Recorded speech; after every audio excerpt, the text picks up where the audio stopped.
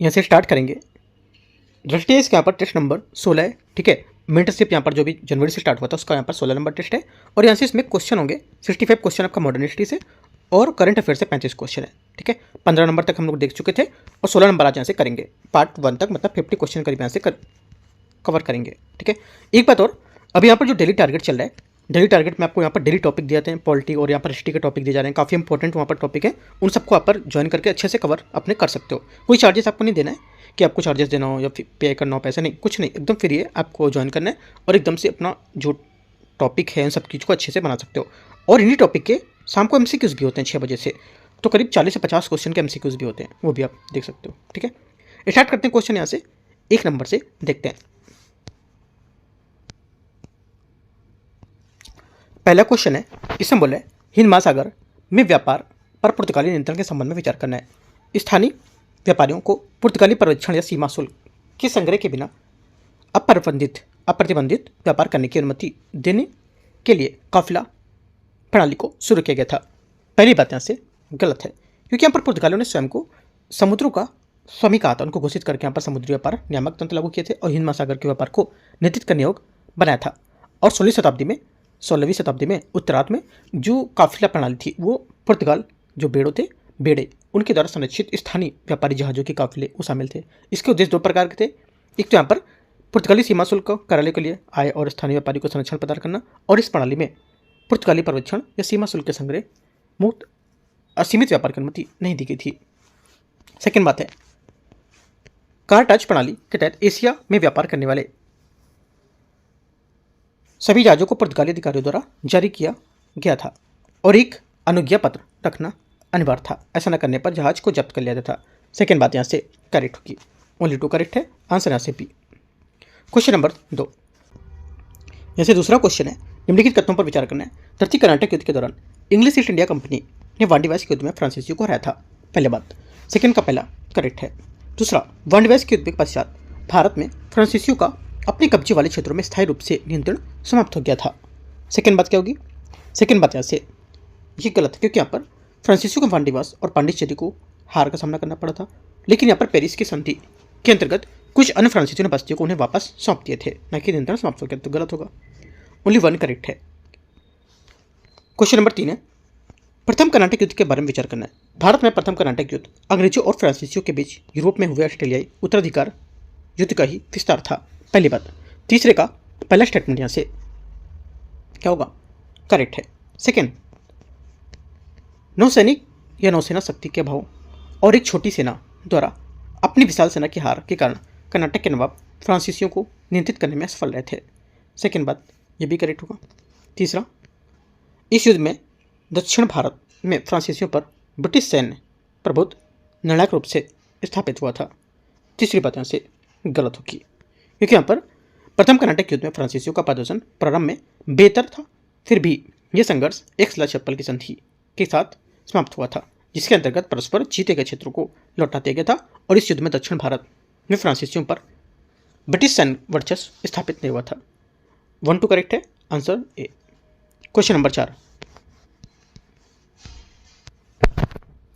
Question number 4 है, निम्नलिखित पर विचार करने कथन 1 कथन 2। English east India company Bharat में फ्रांसीसी इंग्लिश ईस्ट इंडिया कंपनी की अपेक्षा वित्तीय दृष्टि से अधिक सुदृढ़ और व्यापारिक रूप से अधिक सफल थी। पहली बात, फोर्थ के आंसर पहला स्टेटमेंट करेक्ट है।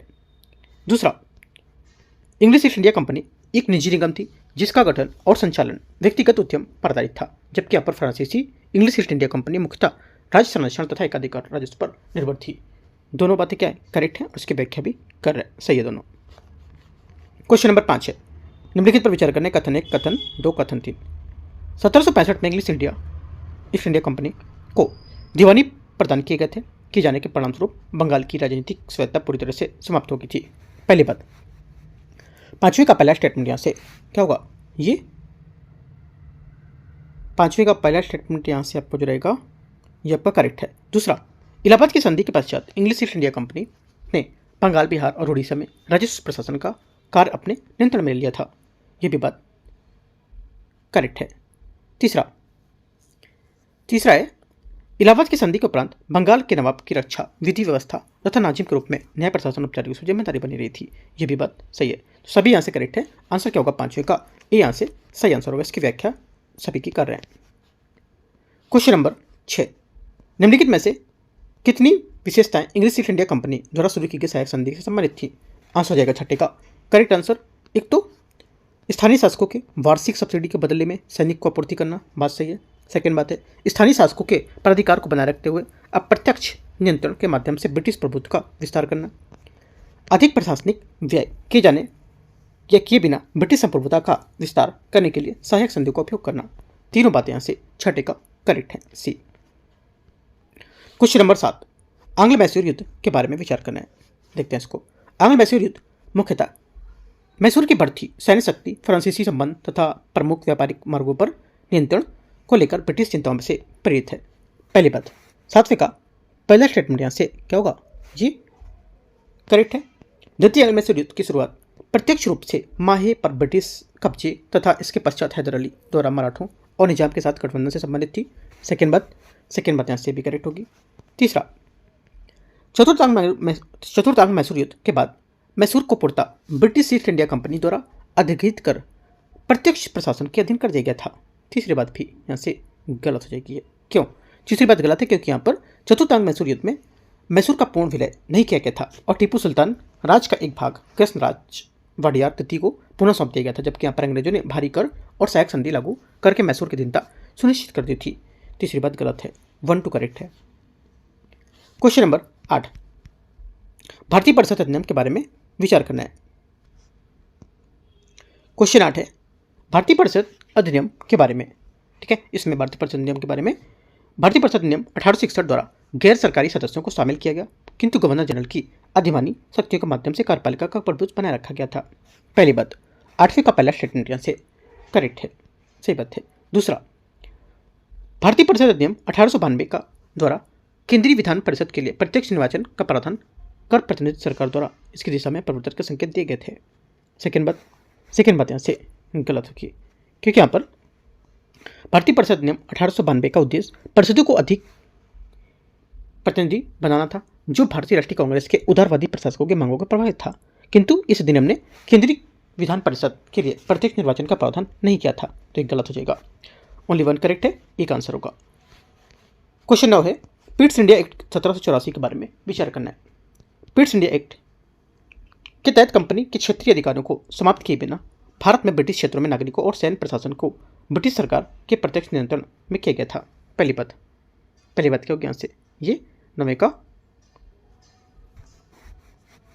का पहला जो स्टेटमेंट रहेगा करेक्ट है। दूसरा, इस अधिनियम के तहत युद्ध और कूटनीतिक मामलों में मद्रास और बॉम्बे प्रेसिडेंसी को बंगाल के अधीन करके गवर्नर जनरल की स्थिति को सुदृढ़ किया गया था।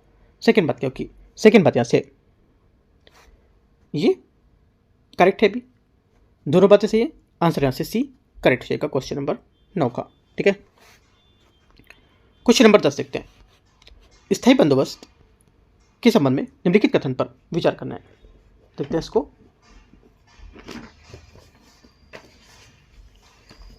स्थायी बंदोबस्त के तहत भूमि कर को स्थायी रूप से उच्च स्तर पर निर्धारित किया गया था, ताकि सरकार की नियमित आय सुनिश्चित हो और जमींदारों द्वारा निवेश को प्रोत्साहित किया जा सके।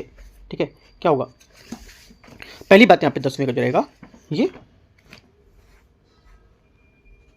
10वें का पहला स्टेटमेंट करेक्ट है। दूसरा, इसके तहत जमींदारों को भूमि के स्वामी के रूप में मान्यता दी गई, लेकिन यदि वे निर्धारित समय पर निश्चित कर का भुगतान करने में विफल रहते तो उनकी संपत्ति छीन ली जाती थी। सेकेंड बात यहाँ से ये भी क्या हो जाएगी, सेकेंड बात आपकी यहाँ से जो रहेगी ये करेक्ट है भी।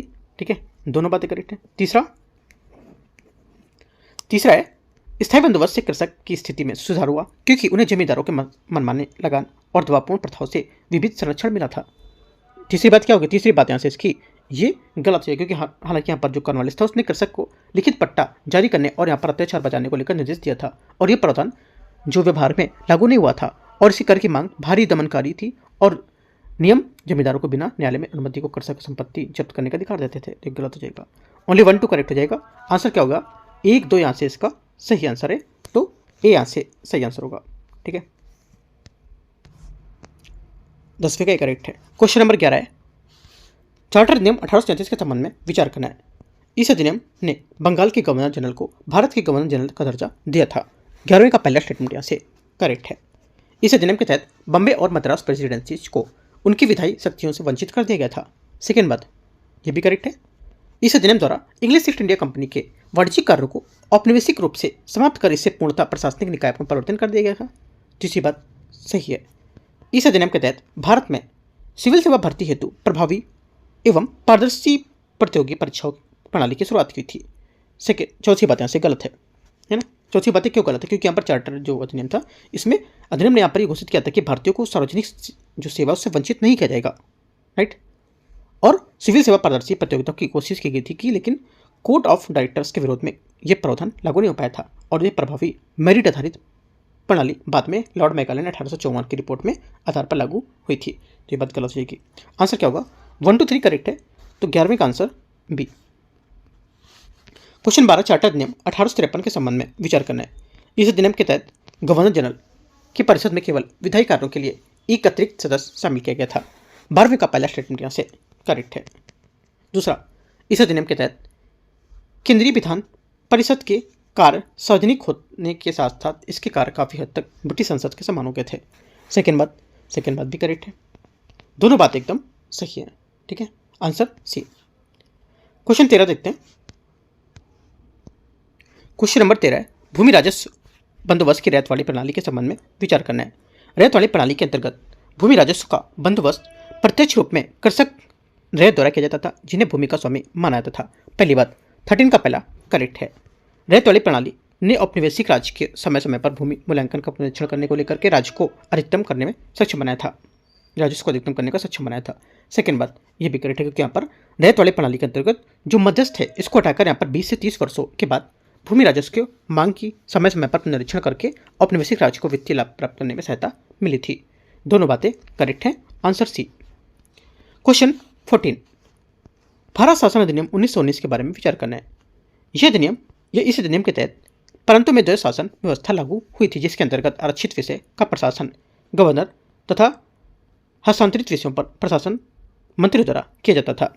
14 का पहला स्टेटमेंट यहाँ से करेक्ट है। केंद्रीय स्तर पर इस अधिनियम द्वारा पूर्ण उत्तरदायी सरकार का गठन हुआ था तथा गवर्नर जनरल को विधानमंडल के प्रति उत्तरदायी बनाया गया था। सेकेंड बात यहाँ से गलत होगी क्योंकि यहाँ पर केंद्रीय स्तर पर कोई उत्तरदायी सरकार गठित नहीं की गई थी और गवर्नर जनरल को मुख्य रूप से कार्यकारी बना रहा था वो। इसके पास आरक्षित विषयों पर नियंत्रण तथा यहाँ पर अनुदानों को पुनर्स्थापन विधेयक का प्रमाणीकरण जैसे आदेश या दर्ज जैसी जो अधिभावी शक्तियाँ थी वो भी शामिल थी। तो ये बात गलत होगी। इस अधिनियम द्वारा केंद्र में द्विसदनीय व्यवस्था लागू की गई थी, जिसमें निम्न सदन के सदस्यों की संख्या उस सदन से अधिक होती थी। तीसरी बात यहाँ से ये थोड़ा स्टेटमेंट डिफिकल्ट है और सही है, ठीक है। 1 और 3 इसका करेक्ट होगा, 2 बातें सही है। क्वेश्चन 15 देखते हैं। क्वेश्चन 15 है, बरडोली सत्याग्रह के संबंध में निम्नलिखित पर विचार करना है। पहली बात है, यह वल्लभ भाई पटेल के नेतृत्व में हुआ था, जिन्होंने बरडोली सत्याग्रह पत्रिका के माध्यम से जनमत संगठित किया था। पहली बात। 15 का पहला स्टेटमेंट यहाँ से क्या होगा? करेक्ट है। सेकंड, सरकार द्वारा नियुक्त समिति ने 30% भूमि राजस्व द्वारा भूमि वृद्धि को लेकर के राजस्व वृद्धि को लेकर के अनुचित ठहराया था और वृद्धि का शून्य करने को अनुशंसा की थी। सेकंड बात यहाँ से ये गलत है क्योंकि यहाँ पर यद्यपि सरकार द्वारा नियुक्त समिति ने 30% राजस्व की वृद्धि को अनुचित पाया था, लेकिन उसने इसे शून्य करने की सिफारिश नहीं की थी। इसके स्थान पर समिति ने वृद्धि को घटाकर केवल 6.03% मतलब 6% मान लो लगभग में उसको करने की अनुमति की थी। तो ये बात गलत होगा, अनुशंसा की थी, है ना। तो पहली बात यहाँ से करेक्ट है, दूसरी बात गलत हो जाएगी। क्वेश्चन नंबर 16 नंबर है, ताना भगत आंदोलन के बारे में विचार करना है। यह आंदोलन वर्ष 1914 में जतरा उरांव के नेतृत्व में आरंभ हुआ था। इसका मुख्य स्वरूप मुख्यतः धार्मिक और अहिंसक था। पहली बात 16 का से करेक्ट है। झारखंड के अन्य जनजाति आंदोलन के विपरीत ताना भगत आंदोलन में आत्मा पूजा तथा पारंपरिक बलि जो प्रथा थी उसको पूर्ण समर्थन किया गया था। सेकेंड गलत होगा क्योंकि यहाँ पर ताना भगत ने स्पष्ट रूप से आत्मा पूजा और बलि प्रथाओं को अस्वीकार कर दिया था तथा अनुयायियों से कुछ पारंपरिक प्रथाओं को त्यागने का आग्रह किया था। ओनली 1 करेक्ट है, ये आंसर होगा। क्वेश्चन 17 देखते हैं। वर्ष 1857 की विद्रोह के बाद औपनिवेशिक सेना के पुनर्गठन के संबंध में विचार करना है। रॉयल पील आयोग ने ब्रिटिश और भारतीय सैनिकों के बीच एक निश्चित अनुपात में सिफारिश की थी कि और यहाँ पर उसका अनुपात था 1:2:1:2.5, है ना। पहली बात 17 का पहला करेक्ट है, 1:2.5। सेकेंड बात है ब्रिटिशों की सेना का पुनर्गठन मार्शल रेस आधारित सिद्धांत पर किया गया था। सेकेंड बात क्या होगी, सेकेंड बात यहाँ से ये भी सही है। तीसरा है 1861 में इसकी सेना एकीकरण योजना के तहत कंपनी के यूरोपीय सैनिकों को क्राउन सेवाओं में स्थानांतरित कर दिया गया था। तीसरी बात भी करेक्ट है। तीनों बातें सही है। आंसर क्या होगा 17 का 1, 2, 3 डी यहाँ से करेक्ट आंसर होगा। 18 नंबर क्वेश्चन है निम्नलिखित पर विचार करना है। प्रकाशन और यहाँ पर इसके संबद्ध व्यक्तित्व बोले। पहली बात बोला इसमें कि निराश्रित हिंद नागरिक किसान फागोजी बंसोद, पहला करेक्ट है। दूसरा प्रभाकर विट्ठल रामजी सिंधे, सेकेंड बात भी ये गलत हो जाएगी। क्यों? क्योंकि यहाँ पर सेकेंड इसलिए गलत है क्योंकि साप्ताहिक पत्रिका प्रभाकर का संबंध गोपाल हरि देशमुख लोकहितवादी से थे, ना कि विट्ठल रामजी सिंधे। सेकेंड यहाँ से गलत हो जाएगा। सुधाकर गोपाल गणेश अगरकर, तीसरी बात यहाँ से क्या होगी, तीसरी बात यहाँ से करेक्ट है। चौथा गोपाल हरि देशमुख हितेच्छु, हितेच्छु यहाँ से ये भी करेक्ट है ना। हितेच्छु क्या था, ये साप्ताहिक पत्रिका शुरू की गई थी और समाज के युक्त जो धर्मनिरपेक्ष प्रबंधन उसके पुनर्गठन की वकालत इसमें शामिल थी। तो सी यहाँ से करेक्ट होगा, तीन बातें करेक्ट हैं, दूसरी बात गलत है। क्वेश्चन नंबर 19, भारत शासन अधिनियम 1935 के बारे में विचार करना है। इस अधिनियम के तहत विधायी शक्तियों के विभाजन के लिए संघीय प्रांतीय और समवर्ती सूची की शुरुआत की गई थी। 19 का पहला स्टेटमेंट यहाँ से करेक्ट हो जाएगा। सेकेंड बात है संघीय स्तर पर गवर्नर जनरल को अपसित शक्तियाँ दी गई थी और विधानमंडल द्वारा अस्वीकृत किए गए विधेयकों को प्रमाणित कर सकता था। सेकेंड सही है। मंत्रियों को प्रांतीय विधानमंडल के प्रति उत्तरदायित्व बनाया गया था, लेकिन गवर्नर ने अल्पसंख्यक तथा कानून व्यवस्था जैसे मामलों को विशेष शक्तियां अपने पास सुरक्षित रखी थी। तीसरी बात यहाँ से क्या होगी, ये करेक्ट है। तीनों सही है। 19 का आंसर 1, 2, 3। अच्छा चौथा भी है ना, चौथा भी बोला है। चौथा बोला है इसमें कि काउंसिल ऑफ स्टेट को एक स्थायी निकाय के रूप में डिजाइन किया गया था, जबकि फेडरल असेंबली को कार्यकाल 5 वर्ष का होता था। ये बात एकदम करेक्ट है। चारों बातें सही है ना। अभी 3 सही थी और यहाँ पर चौथी ऐड हो गई, तो चारों बातें करेक्ट हैं। क्वेश्चन नंबर 19 की डी। क्वेश्चन नंबर 20 से यहाँ से 20 निम्नलिखित पर विचार करना है। अत्यधिक भू राजस्व मांगे और साहूकार का उदय, अवध में तालुकदारी जमींदारों की जब्ती और विलय की नीति जो थी ये दे रखा है। इसके तहत उत्तराधिकार का वंचित किया गया ना। आधुनिक उद्योगों के विकास को, हस्तशिल्प जो उद्योग से उसका पतन और समान भर्ती सेवा का अधिनियम 1856। ये चार बातें यहाँ पर है। इनमें से कौन 1857 के विद्रोह के कारण शामिल थे? इसके आंसर हो जाएगा 20 का 1857 के विद्रोह में शामिल थे। एक तो पहला, ठीक है, दूसरा और चौथा। तीसरा आधुनिक उद्योगों का विकास और हस्तशिल्प उद्योगों का पतन, ये यहाँ पर शामिल नहीं होगा। ये बात गलत है, ठीक है। 20 का जो आंसर हो जाएगा ए यहाँ से करेक्ट आंसर है, राइट। तीसरी बात यहाँ से गलत होगी इसमें, ठीक है। आगे आते हैं क्वेश्चन 21।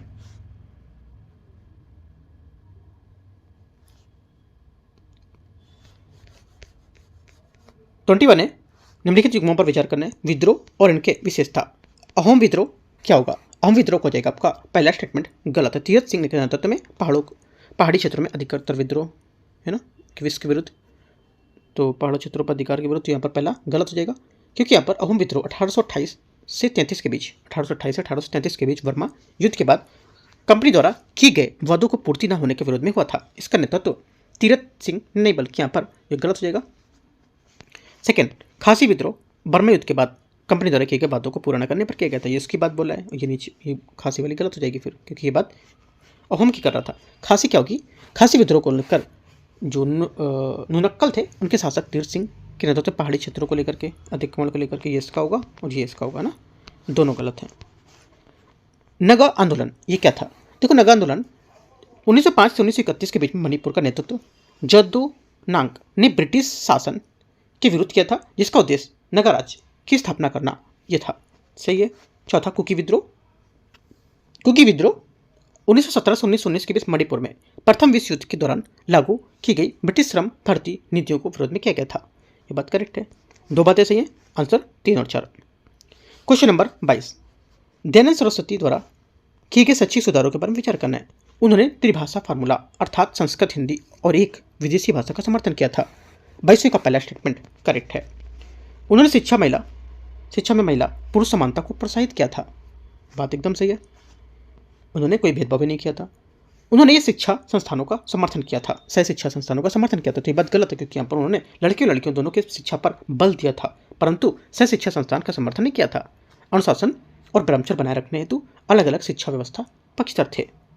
1 2 करेक्ट होगा। ठीक है, आंसर 22 का बी करेक्ट है। 23 आते हैं।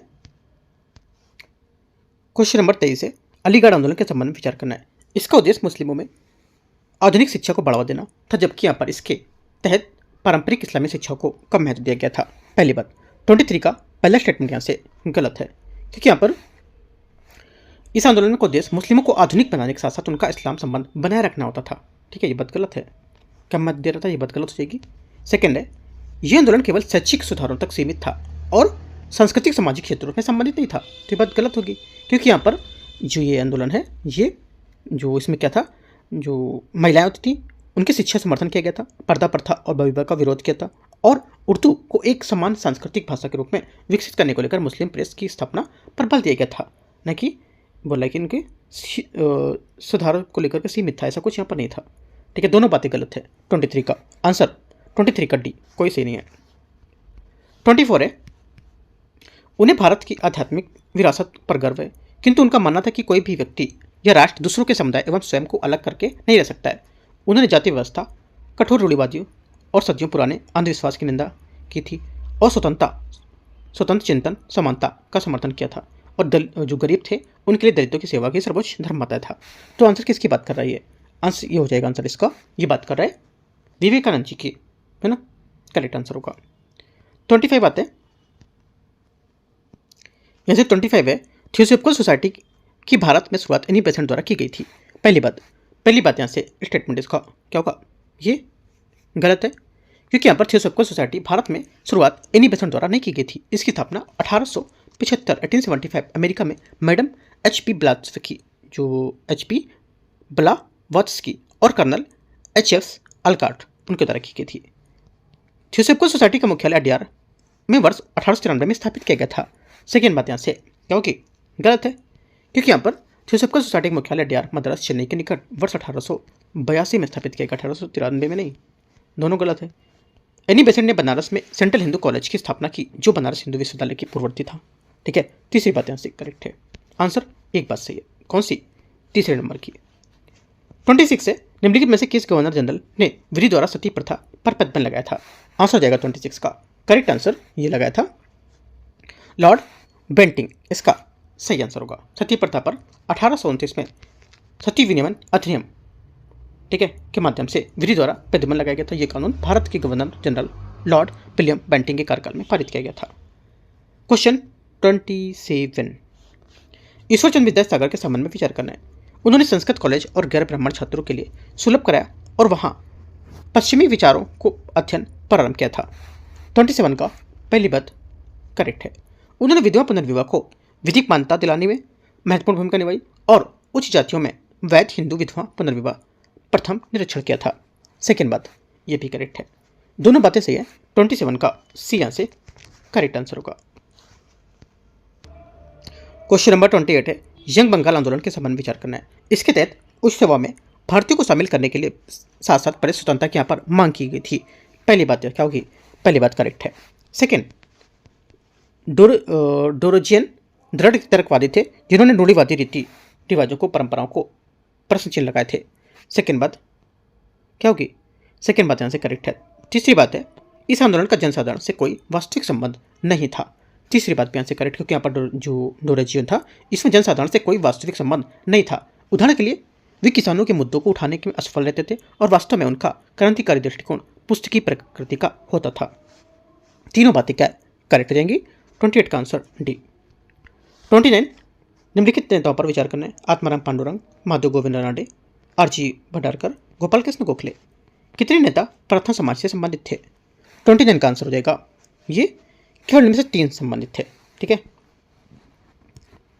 इसमें से आत्माराम पांडुरंग, इन्होंने तर्कसंगत उपासना और सामाजिक सुधार के उद्देश्य से वर्ष 1867 में बॉम्बे में प्रार्थना समाज की स्थापना की थी।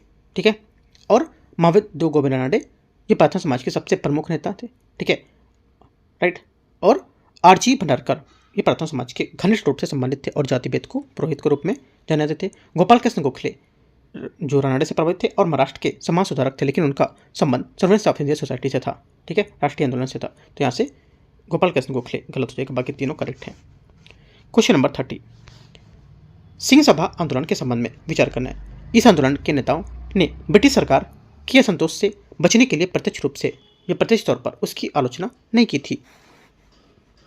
30 का पहला करेक्ट है। सेकेंड, इसका उद्देश्य या मुख्य उद्देश्य शिक्षा के प्रसार के माध्यम से सामाजिक और धार्मिक सुधार करना था। सेकेंड बात यहाँ से करेक्ट है। दोनों बातें सिंह सभा के बारे में करेक्ट है। आंसर क्या होगा? 30 का सही आंसर 1 और 2 करेक्ट है। 31 है, निम्नलिखित में से सिफारिशों में से कौन साइमन कमीशन से संबंधित थी? प्रांतों में जल शासन का उन्मूलन और प्रांतीय स्वायत्तता प्रदान करना। पहली बात 31 का क्या होगी? करेक्ट है। केंद्र में संसदीय उत्तरदायित्व की स्थापना करना। सेकेंड बात गलत है, क्योंकि यहाँ पर केंद्र में संसदीय उत्तरदायित्व अस्वीकार किया गया था और वह सिफारिश की थी कि गवर्नर जनरल के पास मंत्रिपरिषद की नियुक्ति सहित पूर्ण शक्तियाँ बनी रहें। तो सेकेंड गलत होगा। पृथक सांप्रदायिक निर्वाचन क्षेत्रों का संरक्षण और विस्तार है ना। तीसरी बात क्या होगी? तीसरी बात करेक्ट है। चौथी बात, सिंध को बॉम्बे से अलग करना। ये भी बात सही है, क्योंकि यहाँ पर इसने सिफारिश की थी कि सिंध को बॉम्बे और बर्मा को भारत से अलग किया जाए। पांचवा, तत्काल रूप में भारत संघीय व्यवस्था की शुरुआत करना। पांचवी बात गलत हो जाएगी, क्योंकि यहाँ पर तत्काल संघीय प्रणाली जो थी उसको स्थापित करने की सिफारिश नहीं की गई थी। इसके बजाय इसमें एक परामर्शदात्री परिषद का सुझाव दिया गया था। आंसर क्या होगा? आंसर हो जाएगा इसका करेक्ट 31 का एक करेक्ट है। 1 3 4 नेहरू रिपोर्ट 1928 के संबंध में विचार करना है। इसने भारत के लिए डोमिनियन स्टेट्स की सिफारिश की थी और पृथक सांप्रदायिक निर्वाचन प्रणाली को स्वीकार किया था। 32 का पहला स्टेटमेंट यहाँ से क्या होगा? ये गलत है। सेकेंड बात है, इसमें सार्वभौमिक वयस्क मताधिकार तथा महिलाओं के समान अधिकार सहित मूल अधिकारों की एक सूची को प्रस्तावित किया गया था। सेकेंड बात करेक्ट होगी। तीसरा, इसमें प्रशासनिक आधार पर प्रांतों का गठन प्रस्ताव किया गया था। तीसरी बात गलत, क्योंकि यहाँ पर इसने प्रांत के गठन की सिफारिश भाषाई आधार पर की थी, ना कि प्रशासनिक आधार पर। ओनली 2 करेक्ट है। आंसर यहाँ से सी। यहाँ से 33 नंबर क्वेश्चन है। इसमें बोला है सविनय विज्ञान आंदोलन के संबंध में विचार करना है। पहली बात है, स्थान यहाँ पर दे रखा है, उसमें यहाँ पर दे रखा है घटना और संबंध नेता में से कौन कौन शामिल थे। ठीक है, पहला है तमिलनाडु। ठीक है, तमिलनाडु क्या होगा? तमिलनाडु यहाँ से हो जाएगा आपका।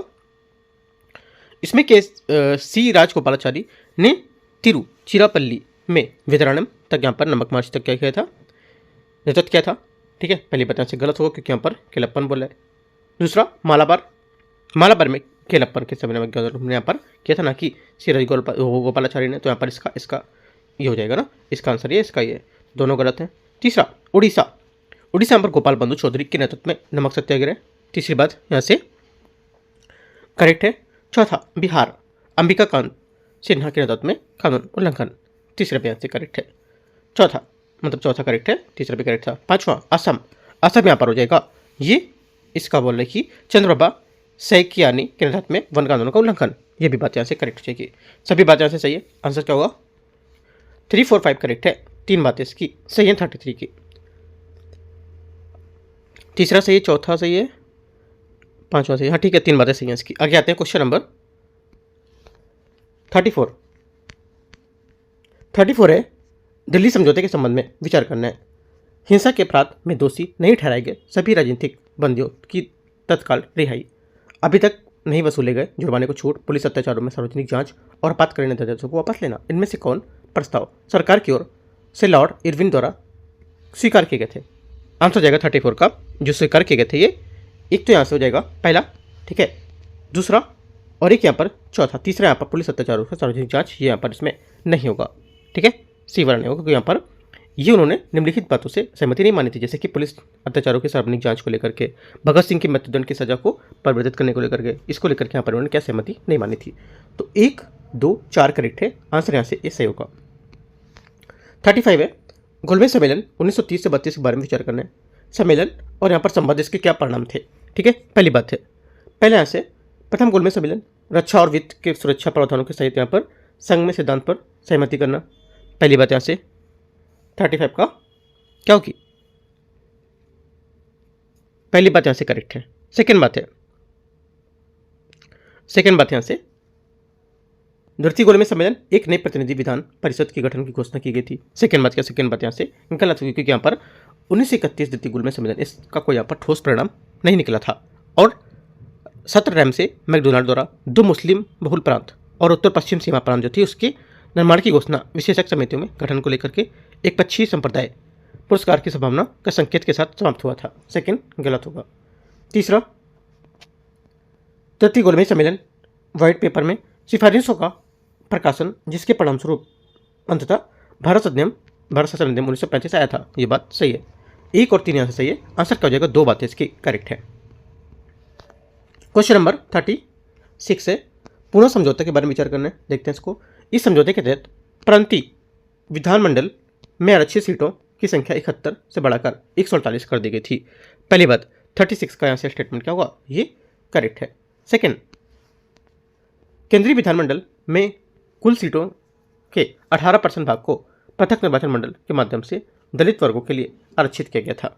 सेकेंड बात क्या होगी, सेकेंड बात यहाँ से गलत है, क्योंकि यहाँ पर समझौते में प्रावधान किया गया था कि केंद्रीय विधान मंडल में समान निर्वाचन क्षेत्र को आवंटित सीटों में से 18 सीटें दलित वर्गों के लिए आरक्षित होंगी, परंतु ये प्रतिनिधि संयुक्त निर्वाचन प्रणाली के माध्यम से होना था, ना कि पृथक निर्वाचन प्रणाली से। तो गलत हो जाएगी बात, ओनली एक बात करेक्ट है।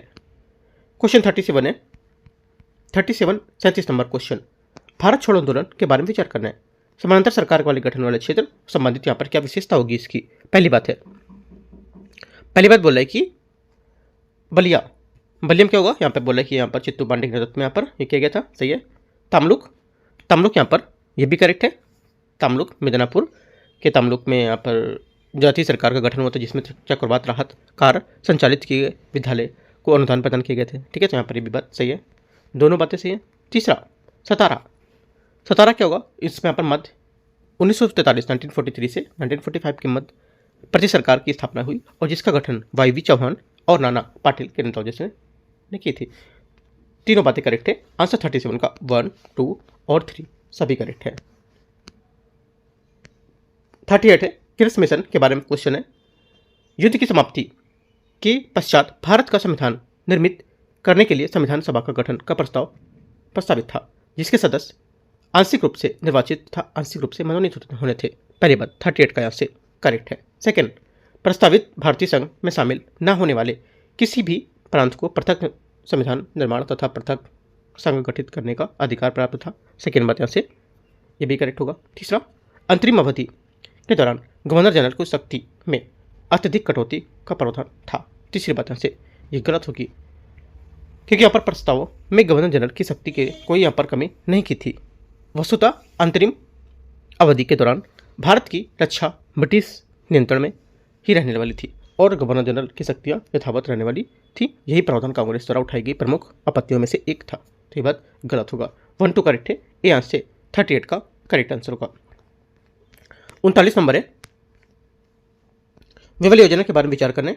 इसमें प्रस्ताव था कि गवर्नर जनरल और कमांडर इन चीफ को छोड़कर पुनर्गठित कार्यकारी परिषद सभी सदस्य भारतीय होंगे। पहली बात 39 के यहाँ से 39 का करेक्ट है। सेकेंड, पुनर्गठित कार्यकारी परिषद को भारत शासन अधिनियम 1935 के अंतर्गत केंद्रीय विधानसभा के प्रति उत्तरदायी एक अंतरिम सरकार के रूप में कार्य करना था।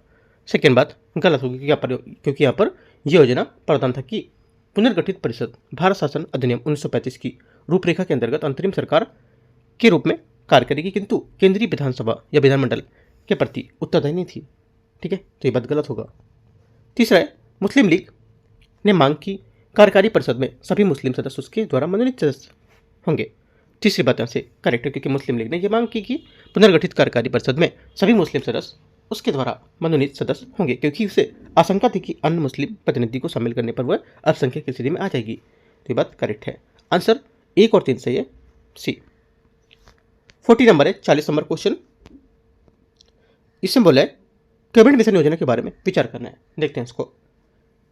इसके तहत ब्रिटिश भारतीय प्रांत और देसी रियासतों में मिलाकर एक भारत संघ का प्रस्ताव पारित किया गया था या प्रस्ताव किया गया था, जिसमें संघ केवल विदेशी मामले रक्षा संबंधी विषय पर अधिकार दिए गए थे। 40 का पहला स्टेटमेंट यहाँ से गलत होगा, क्योंकि यहाँ पर कैबिनेट मिशन योजना ने ब्रिटिश भारत में और देसी रियासतों में मिलकर एक भारतीय संघ की स्थापना की प्रस्ताव किया था, जिसमें संघ के विदेश मामले रक्षा संचार विषय अधिकार इसमें प्राप्त होने थे। तो गलत हो जाएगा। इस योजना में प्रावधान था कि सभी अवशिष्ट शक्तियाँ संघ सरकार में निहित होंगी। सेकेंड बात यहाँ से ये भी गलत है, क्योंकि यहाँ पर योजना में स्पष्ट था क्या कि यहाँ पर अपशिष्ट शक्तियाँ प्रांतों और रियासतों में निहित होंगी, न कि संघ में। इस प्रकार यह पूर्ववर्ती संविधान के प्रस्ताव की तुलना में अपेक्षाकृत कमजोर केंद्र परिकल्पना की थी। तीसरी बात है, इसके तहत प्रांतों में ABC समूह होते हैं ग्रुप में, उसमें समूहित करने की परिकल्पना की गई थी और प्रथम आम चुनाव के बाद प्रांतों को अपने समूह में पुनर्विचार करने या उससे अलग करने की अनुमति दी गई थी। तीसरी बात यहाँ से क्या होगी, ये करेक्ट है। तो आंसर क्या होगा, पूछा है सही कौन सा, तो सी, तीसरी वाली बात करेक्ट है। 41 है, माउंटबेटन योजना के बारे में विचार करना है। पंजाब एवं बंगाल विधान सभाओं की बैठक हिंदू एवं मुस्लिम समूह के साथ मिलकर अलग अलग होनी थी, ताकि यहाँ पर साधारण बहुमत से विभाजन पर निर्णय लिया जा सके। पहली बात, 41 का पहला स्टेटमेंट यहाँ से करेक्ट है। सेकेंड, उत्तर पश्चिम सीमांत प्रांत जो होते हैं इसमें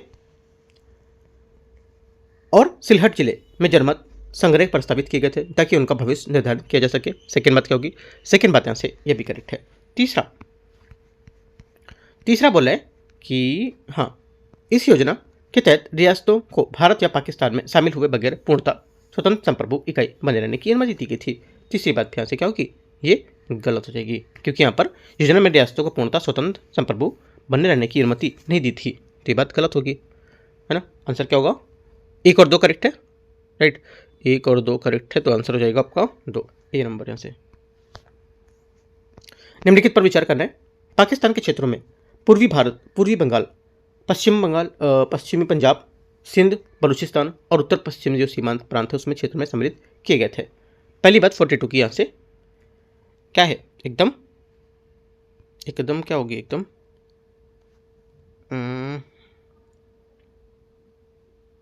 अच्छा ये बात बता रहा है ना, तो ये बात देखो, ये जो बात बता रहा है ये बोला है कि इसमें कितनी जो है भारत स्वतंत्रता अधिनियम 1947 की विशेषताएं थी।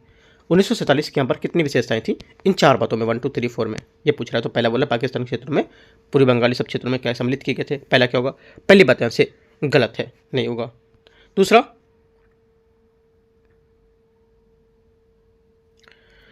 पहली बात होनी चाहिए, नहीं होनी चाहिए इसमें। यहाँ पर इसमें देखो ये क्या था कि भारतीय अधिराज्य को लेकर के पाकिस्तान को छोड़कर, है ना, पाकिस्तान को छोड़कर सभी भारतीय प्रांत शामिल थे पाकिस्तान के क्षेत्रों में। पूर्वी बंगाल, पश्चिम बंगाल, पंजाब, सिंध, बलूचिस्तान और उत्तर छोड़ के इसमें क्षेत्र शामिल थे। तो ये सब हो गए, लेकिन यहाँ पर पाकिस्तान के क्षेत्रों में ये पाकिस्तान हट जाएगा, बाकी यहाँ पर सब शामिल होंगे। तो ये बात स्टेटमेंट सही होगा, क्योंकि पाकिस्तान के नाम नहीं ले रहा, लेकिन इन सब बातों को शामिल कर रहा है। ठीक है, देख लेते हैं, ये स्टेटमेंट थोड़ा डाउट है, वैसे सही होना चाहिए। दूसरी बात देखते क्या है, स्वतंत्रता केवल से मुक्त, पूर्व मुक्त नियुक्त सिविल सेवकों और मौजूदा अधिकारों को विशेष अधिकारों सहित सेवा में बने रहने की अनुमति दी गई थी। सेकेंड बात यहाँ से इसका जो रहेगा, ये सेकेंड बात यहाँ से स्वतंत्रता के पहले नियुक्त सिविल सेवकों को मौजूदा, सही बात है, क्योंकि स्वतंत्रता से पूर्व नियुक्ति को लेकर के सिविल सेवा में मौजूदा अधिकारों को विशेषाधिकार, सही बात है, दोनों बात सही है। दोनों अधिराज्यों के मामले में पर्यवेक्षण हेतु भारत सचिव का पद जारी रखा गया था। तीसरी बात क्योंकि भारत सचिव का पद जो जारी रखा गया था, यह बात यहाँ से गलत हो जाएगी, क्योंकि यहाँ पर भारत सचिव का पद समाप्त कर दिया गया था, है ना। चौथी बात है, प्रत्येक अधिराज्य में विधानमंडल विधि निर्माण का अधिकार दे दिया गया था, जो ब्रिटिश संसद के किसी अधिनियम असंगतता के आधार पर अमान्य नहीं होते थे। ये भी बात करेक्ट है। 3 बातें करेक्ट है। पहली बात यहाँ से सही होगी, है ना, क्योंकि पाकिस्तान के क्षेत्रों को बोला था, ना कि पाकिस्तान, है ना। तो 1 2 और 4 इसका करेक्ट होगा। 3 बातें सही हैं, सी। क्वेश्चन 43 है, सुभाष चंद्र बोस तथा आजाद हिंद फौज INA के बारे में विचार करना है। सुभाष चंद्र बोस जुलाई 1943 1943 में सिंगापुर पहुंचे। उन्होंने रास बिहारी बोस से INA की कमान संभाली। 43 का पहला स्टेटमेंट यहाँ से करेक्ट है। बोस ने रानी ऑफ झांसी रेजिमेंट का गठन किया, जो आईएनए की पूर्णता महिला इकाई थी तथा इसकी कमान लक्ष्मी नारायण के पास थी। सेकेंड बात क्या होगी? सेकेंड बात यहाँ से ये भी करेक्ट है। तीसरा, उन्होंने भारतीय नागरिक की भर्ती प्रारंभ करके आजाद हिंद फौज की भर्ती नीति के प्रवर्तन किया था। तीसरी बात यहाँ से ये भी करेक्ट होगी। तीनों बातें एकदम सही है। 43 का आंसर क्या होगा? 1 2 3 तीनों सही है, लेकिन यहाँ पर पूछा कौन सा गलत है ना? तो है तो तीनों सही, लेकिन गलत पूछे तो कोई गलत नहीं, तो डी यहाँ से आंसर होगा। बातें तीनों सही है। आगे आते क्वेश्चन 44। निम्नलिखित पर विचार करने। मुस्लिम लीग की स्वतंत्रता के लिए कांग्रेस की मांग का समर्थन करना। पहला 44 का पहला स्टेटमेंट यहाँ से क्या होगा? ये करेक्ट है। युद्ध के बाद उत्तर पश्चिम और उत्तर पूर्व के मुस्लिम बहुल क्षेत्रों में संप्रभु राज के प्रश्न पर निर्णय हेतु जनमत संग्रह कराए जाने का प्रावधान किया था। सेकेंड बात यहाँ से क्या होगी? ये भी करेक्ट है। तीसरा, इस योजना के कार्यान्वयन इस शर्त पर आधारित था कि ब्रिटिश सरकार को भारत का पूर्ण सत्ता हस्तांतरित कर दे। ये भी बात करेक्ट होगी। तीनों बातें यहाँ से क्या एकदम सही है। आंसर क्या होगा? सी, सभी तीन। 45 नंबर क्वेश्चन है, इसमें बोले भारत छोड़ो आंदोलन के बारे में जो भागीदारी थी विभिन्न वर्गों की, उसके बारे में विचार करना है। इस आंदोलन ने छात्र और युवा अग्रणी भूमिका में थे तथा अरुणा सफली और उषा मेहता जैसी कई नेताएं जो थी महिला, वो उसमें सक्रिय भूमिका निभाई थी। पहली बात यहाँ से 45 का करेक्ट है। सेकेंड, इस आंदोलन के दौरान विभिन्न क्षेत्रों में किसानों के नेतृत्व में जमींदारों के विरुद्ध व्यापक हिंसा देखने को मिली थी। सेकेंड बात क्या होगी? सेकेंड बात यहाँ से इसकी गलत है, क्योंकि यहाँ पर किसानों की व्यापक भागीदारी देखने को मिली, किंतु जमींदारी विरोधी हिंसा का कोई ठोस प्रमाण नहीं था। यहाँ तक कि कुछ जमींदार भी आंदोलन में शामिल हुए थे, तो गलत होगा। कम्युनिस्ट पार्टी इस आंदोलन में शामिल नहीं हुई थी और इसके बजाय नाजी जर्मनी द्वारा सोवियत संघ पर आक्रमण करने के बाद इसमें ब्रिटिश युद्ध के प्रयास को समर्थन किया गया था। तीसरा करेक्ट होगा। चौथा, हिंदू महासभा ने ब्रिटिश शासन के विरुद्ध एक संयुक्त संघर्ष के रूप में से आंदोलन में समर्थन किया था। चौथी बात गलत, क्योंकि यहाँ पर हिंदू सभा ने आंदोलन में बहिष्कार किया था और यह सी राज्यों की प्रतिक्रिया भी नकार रही थी, तो गलत हो जाएगी। आंसर 1 और 3 सही है, तो क्या होगा? 2 बातें इसकी करेक्ट हो जाएंगी। देखते हैं 1 और 3 2। हाँ, क्वेश्चन 46 है, आयोग समिति और इसके प्रमुख उद्देश्य क्या हो सकते हैं, ये दे रखा है। पहली बात है, पहला है ली आयोग उच्च सिविल सेवाओं की भर्ती और सिविल सेवा जो होते हैं उसके परीक्षण को लेकर के करना। ठीक है, मतलब उनकी सेवाओं का परीक्षण करना। तो पहला क्या होगा? पहली बात यहाँ से करेक्ट है, 1923 ली आयोग। सेकेंड बात है,